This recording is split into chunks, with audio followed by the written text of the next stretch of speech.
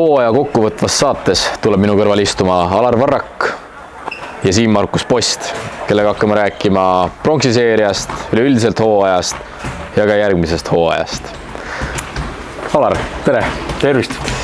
Paljud ütlevad, et meediaportaalid, et TalTechilt üks hea stabiilne hooaeg üle pika aja. Kas sa nõustud sellega? Nii ta oli, et tegelikult ma ise intervjuudes seda seal ütlesin ka ja ma arvan, et see on sealt tulnud, aga kui vaadata nüüd sügis kuni kevad, siis üks stabiilsemaid hooaegu kindlasti. No mis need eesmärgid olid? Kõigepealt räägime nendest. No eesmärgid olidki, et siseneda rahvusvahelisse sarja ja võimalikult hästi seal esineda. Jõudsime play-offi isegi mõneti üllatuslikult. Jõuda Eesti-Läti liigas play-offi ja Eestikat karikas ja meistrivõistlusel mõlemal medal ja kõik 4 eesmärki said täidetud ja see näitabki nagu stabiilsust, et meil oli kehvi mänge küll, aga üldjuhul ikkagi suutsime väga stabiilse hooaja teha. Kas midagi jäi hooajast kripeldama? Mingi mäng, mõni kaotus? No ikka oli, et oli mõni siuke halb kaotus, kus me saime nagu kindla ketuka. Oli häid võite, aga kindlasti Emblis siin see voluntaarimäng, mis oleks meid tõstnud kohe seal tabelis kõrgemale ja mine tea, kellega seal kokku oleks läinud. Ja siis loomulikult poolfinaalseeria Kalev Cramo vastu, et ma ütlen, nipet-näpet oli seal võib-olla mõni üksik mäng veel, aga neid on niisugust kõige eredamalt, mis meil teeb. Ehk siis oleks lootnud, et Kaleviga oleks olnud rohkem tasavägisim või oleks lootnud finaali kohta? Ei, ta oli tasavägine, et ütleme, see viimane mäng lõpp läks seal ära, aga need esimesed 3 mängu kõik olid ikka suht tasavägised. Sisemas me lootsime et äkki meil on võimalus finaali jõuda. Cramo oli nõksa parem ja see nõksa paremus sai maksusele ka. Räägime pronksiseeriast. Esimene mäng küll tundus alguses just, kui Pärnu tuleb oma hea enesekindluse pealt, aga võta näpust lõpuks seeria 3-0. Võta see seeria kokku. Jaa, et Pärnu arvestades, mis seisus nad olid, siis ma ütlen, Pärnu tegi väga hea seeria. Et mäletan, mul täpselt déjà-vu tunne oli eelmise hooaega, kui me mängisime siin ka, mitu põhimeest olid vigased ja osad panid siin valuvaigistite toel, ja kaotasime selle pronksiseeria Raplale. See aasta või teistmoodi tunne, teadsin, kui raske neil on. Ja isegi kui me siin 2 mängus jäime nagu kaotusseisu, me väga suurt paanikat ei hakanud nagu tekitama, et jäime enda asjadele kindlaks ja esimene mäng küll pool läbi õnne, aga ülejäänud mängud ikkagi me suutsime lõpuga enda kasuks keerata. Või tähtsuse järjekorda seada, siis kas on see meistriliiga pronks, mis on võib-olla selle hooaja kõige suurem saavutus? Või kuidas üldse järjestaksid need kõik nimetatud saavutused?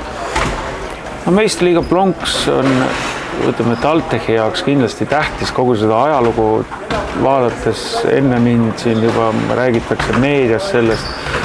Toetajatega on sellest ju ka räägitud palju, kuigi keegi ei ole pannud otseselt mingit nagu kirvest pea kohal, et see peab tulema. Ja ta on lähedal olnud siin varasematel aastatel ka.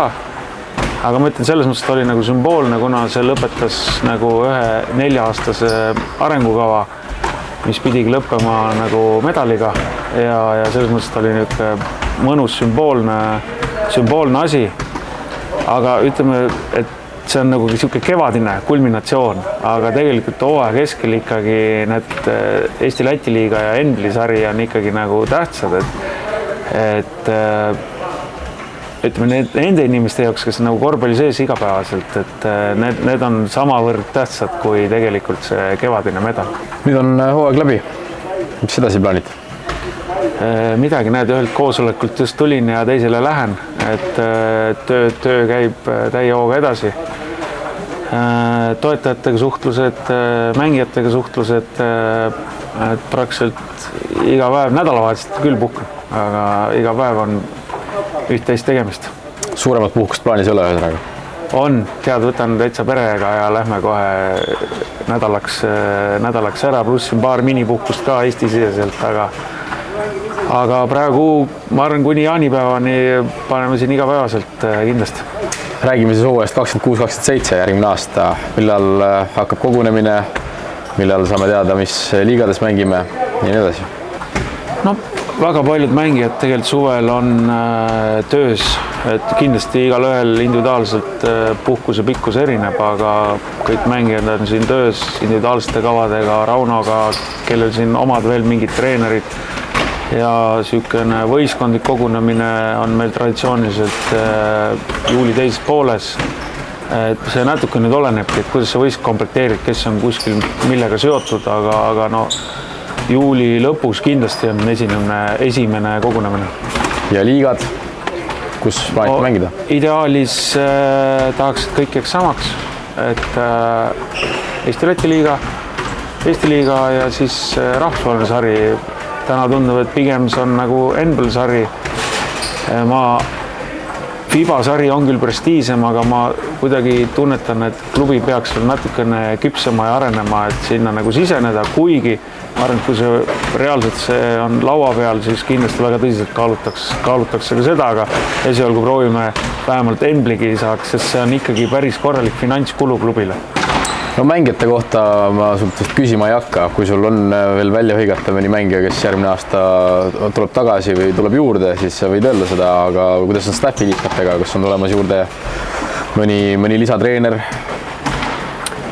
Arutelud käivad, kõik oleneb, kuidas plussid ja miinused kokku jooksevad, sest see siin klubis on selles mõttes üks suur pluss, et siin nagu õhku ei kirjutata ühtegi lepingut ja puudutab staffi samamoodi ja nii kuidas eelarve lubab, loomulikult meil on uues arengukavas sees, et tegelikult see pool siin kõik, see kontori pool, treenerite pool võiks natukene suureneda, aga ma arvan, iga asi omal ajal, et meie pikaaegne üketreener küll jääb lapsega koju, palju õnne talle, et üketreeneri osas tuleb kindlasti muudatus, aga kas ülejäänud osas ma ei näe, aga kas staff suureneb, seda näitab siis juba, kuidas toetada, kui helded on toetajad meie vastu. Aga mõnda mängijat välja ei hõika veel? Ei hõika, et las see jääb õigesse ajahetke ja klubi vaikselt sellega tegeleb, nii et ma arvan, et üsna pea juba uudiseid hakkab tulema.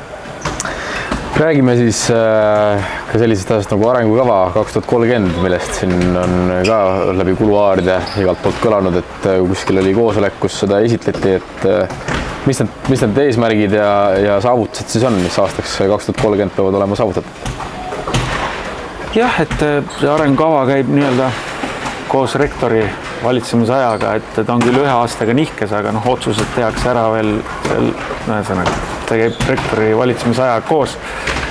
Ja ma ütlen, see esimene arengukava, mis sai tehtud 4 aastat tagasi, mis nüüd lõppes, et see läks küll nüüd nagu tõesti üle ootuste hästi, et ma mäletan täpselt neid esimesi koosolekuid ja mis eesmärgid sai pandud ja mis tegevuskava, mis selleks on vaja teha. Natuke oli niisugune võib-olla hirmutav, aga see on kõik eesmärgid täidetud ja ma ütlen, et mõned niisugused pettumuse hetked siin varasematel hooaegadel siis tegelikult nii toetajad, ülikooli juhtkond kui ka ise siin maja sees ja sisimas enda sees, et tegelikult võtsid selle dokumendi jälle lahti ja vaatasid, et kuhu me teel oleme ja tegelikult me liigume nagu õiges suunas ja targad inimesed kõrvalt, intelligentsed inimesed julgustasid ja kõik on hästi, et tuleb teha see ja küll me jõuame ja jõudsimegi. Aga nüüd siis ütleme 2030, siis samm-sammult tahaks liikuda edasi ja mis siis võiks lõppeda siis Eestis meistritiitliga, ehk siis olla Eesti parim võistkond. Lisaks kuldmedalile kaelas ka organisatoorselt, turunduslikult ja seal on muid mõõdikuid ka, mitte ainult sportlik, aga samas see ei tohi juhtuda ilma üle Eesti mängijate peade ja ilma tudengiteta, et ühest küljest see on jumala äge projekt, teist küljest natukene jälle keerulisem, aga seda magusam see, ütleme, võib olla see auhind, kui see nii peaks minema. Ühesõnaga, sellele jääb TalTech kindlaks, et Eesti mängijad ja tudengid võistkonnas on ja välismängijaid ei too. Jaa, et tudengid kindlasti välismängijate osas on ka, hoiame seda joont, alati tekib mingisuguseid eriolukordi, näiteks nagu Meiersiga see hooaeg, et võib-olla on vahepeal selle 4 aasta jooksul kedagi vaja asendada või mingi koha pealt kuskilt aidata võistkonda, siis see ei ole nagu kivis raiutud, et seda ei tohi teha, aga ikkagi me hoiame oma joont ja kui vähegi võimalik, siis võtame ütleme, vähe tuhmima medali vastu, aga pigem Eesti poistega kui siis teistmoodi. Alar Varrak, suur tänu intervjuu eest. Palun. Minuga on siin Siim-Markus Post. Tere, Siim. Tere. Hooaeg, kuidas kokku võtad? Ma arvan, et võtan suhteliselt positiivselt kokku. Enamus eesmärke sai täidetud ja näppude vahele jäi ka midagi ja üldjoontes ikka positiivselt. Mis kribeldama jäi? Kribeldama jäid mõned vigastused, mis ei lasknud võtta meil rohkem võite, et natukene parem asetus saada. Sellest jääb kribeldama Estlati finali teine mäng kodus Valmiera vastu, kus tegelikult me olime juba aru saamas, kuidas nad mängivad ja me nägime oma võimalust, aga ei suutnud ära kasutada seda.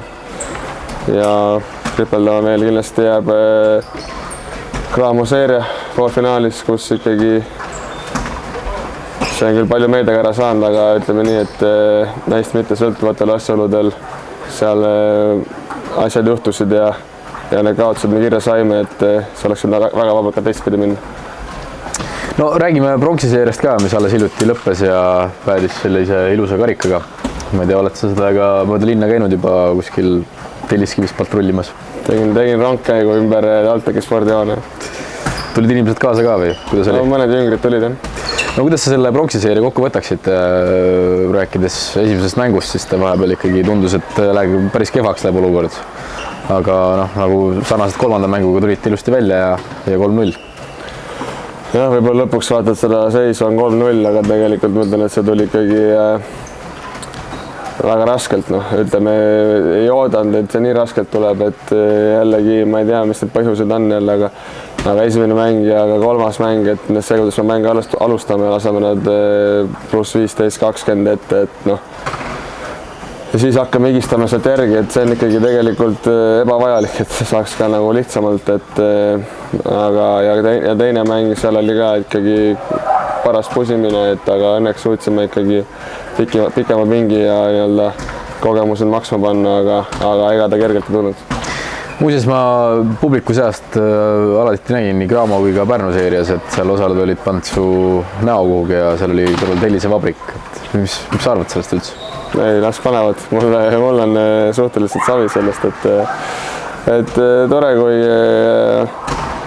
jäänud fännidel järelikult millegagi silma ja nad üritavad kuidagi vastasmeeskonna nii-öelda mängijaid mõjutada, et ma arvan, et see käib ka asja juurde, et see on igal pool korvpallis ja lihtsalt mulle annab see ekstra motivatsiooni ja eks need pallid lähevad sisse ka ja siis on vähe parem neile midagi vastu öelda. Millised fännid sul siis kõige rohkem südames on? Sa oled päris mitmes eri klubis mänginud.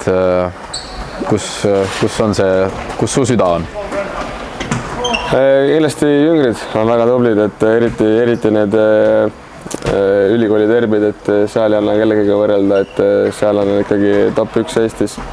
Tahaks nüüd neilt ka stabiilsemat hooaega, arusaadav, et neil on koolide asjad ka, et igal pool ei jõua, aga kui nad oleks stabiilselt kogu aeg kohal ilustis, siis nad oleks ikkagi Eesti top 1 fännid kindlalt. Ja ega väga palju ma siin mujal mänginud pole, kus niisugune fännikultuur on, et võib-olla Pärnu mainiks ka, et Pärnu fännid on ka ikkagi suhteliselt suur punt, kes käib igal pool kaasas, et Pärnu fännid on ka tublid, aga nendega piirduks. Nüüd on hooaeg läbi, karikas käes. Mis edasi teed? Kuidas mees tähistab? Tähistamine on juba tehtud, et need 9-2 päevast piisas, et nüüd liiga kaua ei saa ka loorberitele puhkama jääda, et tulin just trennist ja vaikselt tuleb jälle hakata nokitsema, mitte seda head vormi ära kaotada ja siis nullist alustada, vaid pigem hoida kogu aeg head toonust ja siis on lihtsam edasi liikuda ja olla kogu aeg valmis nii-öelda, mitte hakkama jälle valmistuma mingil hetkel, et sihuke mõõdukas treening, aktiivne puhkus ja võib-olla korvpallist natukene pausi. Milline üldse tänapäeval selline mängija tähistamine välja näeb, kui on võidetud selline suur ja ilus karikas?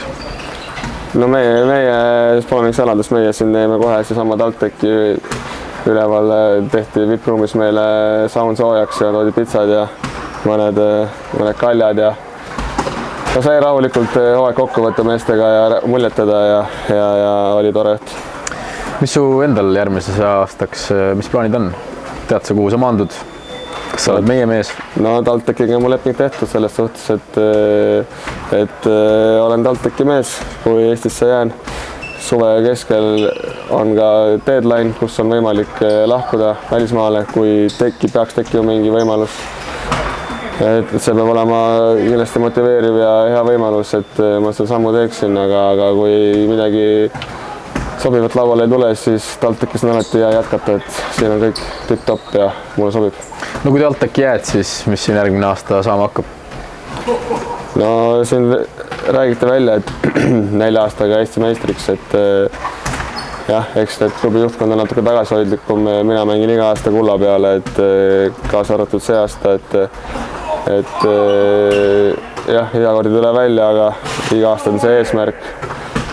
Miks mitte seda kõvele ka välja öelda, see seab ootused ja eeldused mängijatel endal ka kõrgemale, et see peaks olema standard ja see on eesmärk kõik järgmine aasta igal pool võita rohkem mänge, kirkamaid medaleid ja jõuda kaugemale. Enamus su tiimikaaslasi sellest hooajast käis ka ülikoolis. Sul enam pea ei võta või miks sa ülikoolis ei käinud?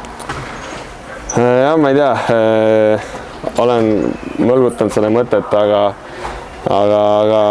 praegu tundub, et on parem variant ikkagi keskenduda täiesti korvpalli peale, et olen kuulnud küll, et suht tihe graafik on neil, kes koolis käivad ja ma kardan, et siis ma ei oleks palliplatsil piisavalt valmis ja